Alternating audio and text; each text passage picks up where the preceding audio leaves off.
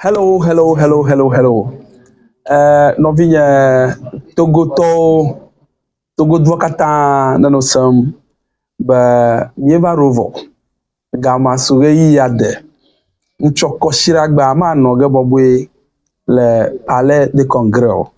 Taflache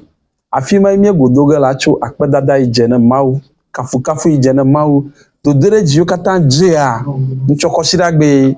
makpe mi akata be mi ava nya twe na owa ame ive mianu kplomi tso fa kpeve kple blavo etoma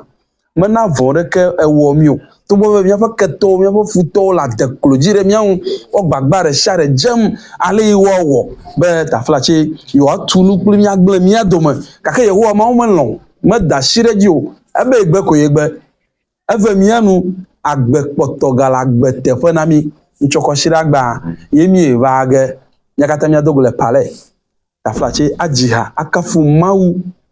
adzi ha ado mawu ƒe ŋkɔ ɖe dzi be efe ya ma ale wòve mianu fa kpeve kple blavo tɔ̃ ma wòagave mianu akplɔ mi fe ya me nenema nu yiwo katã nye miaƒe tameɖoɖowo miaƒe dzimedzidziwo katã wòave mianu ana wo katã nave me na mi mekpe mi be mia katã miava taflatse miawɔ nu yi le teƒe nu yi dze hena mawo ƒe bubu kafukafu kple dziɖuɖu le Yesu ƒe ŋkɔ me